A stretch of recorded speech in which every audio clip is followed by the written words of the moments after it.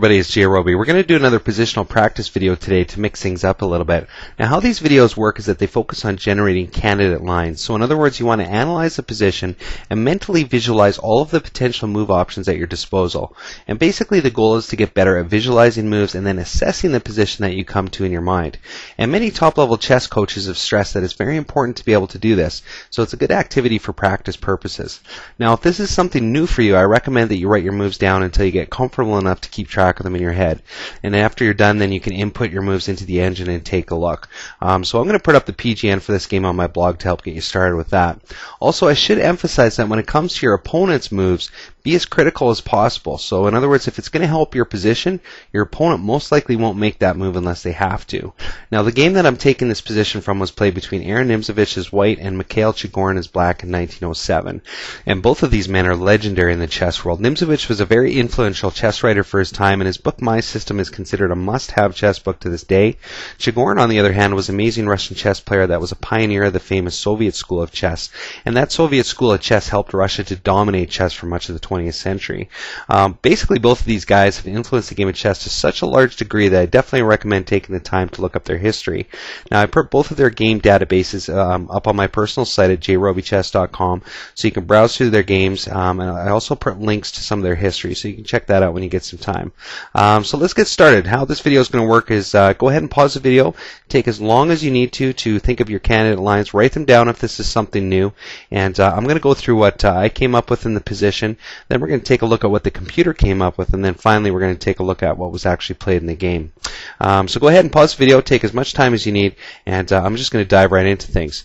So the first thing that really stuck out to me when I was looking at the position was that the kings aren't in a castled position. So we have the white king sitting here on e1, we've got the black king sitting here on d7. The queens had been traded earlier. By the way, how I get these positions is I pick a random Grandmaster game, and the reason I came across this one is I recently added Chigorin's database to my website, and I just picked a random game of his, and turned out he was playing Nimzovich, and I just flipped through some moves, and then I stopped and I asked myself, okay, what would I play in this position? And I do that every once in a while just to kind of see what I come up with, and then I'll look at what the Grandmaster played. So when I was looking at this position, I noticed that I could already see that the queen trade has taken place, and the kings aren't in a castle position, they're not in a safe position, but it's happening to both sides, so it's not like a crucial thing right now. Another thing that stuck out to me though was that black's dark square bishop here on e7 wasn't really accomplishing a great deal. For example, coming to f6 isn't really that great for black.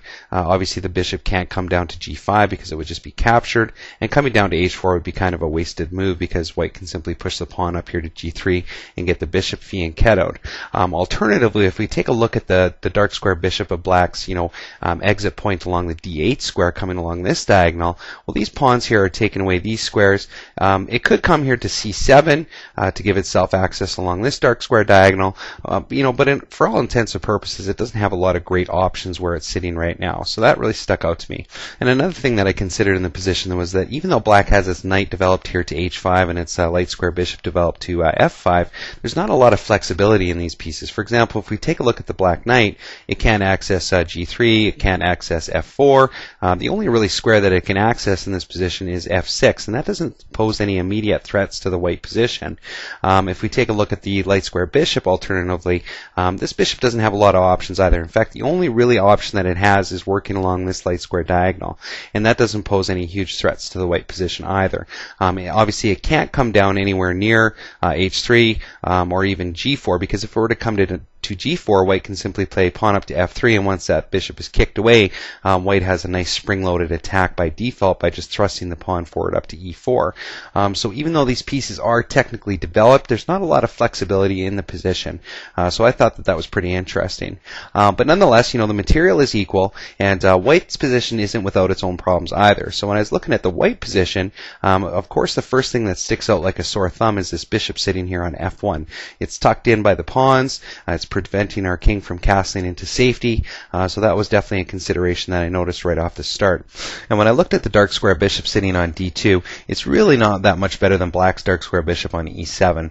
Of course, the knight's preventing it from coming to f4, the dark square bishop of black's is preventing it from coming to g5, and there's really not much point in going to e3 with it. So, in many similar ways to black's dark square bishop, it's really not a strong piece in the position. So that definitely stood out. However, things started to change when I took a look at the knight here sitting on c3, because even though the knight doesn't have any immediate squares to go to, for example, it can't jump here, it can't go here right away, and there's not much point going to a4, there is something in the position that makes it stand out a little bit, and that's by pushing the pawn up here to b5. Because now when the pawn is pushed to b5, there's going to be some tension on this side of black's position, and I think that white is going to benefit from that tension. And even though white has doubled up pawns in this position, I think with a strategy like that, these doubled up pawns are actually going to be more of a strength than a liability, especially when, if we can get our rooks connected, we can start to do create a lot of pressure on this side of the board. So factoring into all of those things, the first move that I took a serious look at was pushing that pawn up to b5. Because as we talked about earlier, the knight sitting here on h5 and the bishop sitting on f5, there's not a lot of flexibility to those black pieces. But with this pawn pushed to b5, all of a sudden now our knight has some options. More importantly, of course, we're creating tension in the area, and if black were to, say, for example, capture the pawn, we can come in with our knight, capturing the pawn back here on b5, and we can push up our pawn to b4 to strengthen this pawn wedge. And this is going to be a really nice pawn wedge to have, because there's not going to be a lot of options for black to take care of it. For example, black could play something like a6, kicking our knight back, bringing the rook over, say, to c8 to blockade this pawn here on c5. We can just push our pawn up now, strengthening this pawn wedge, and eventually we're going to be able to play pawn to e3, liberating our light square bishop, castling, and we're going to have some good options to play in the position. So I definitely like that, but I didn't just want to stop there. I wanted to think of other options as well. So in this position, I also took a look at what could we do about the bishop sitting here on f1, and an idea that I had was just to play g3.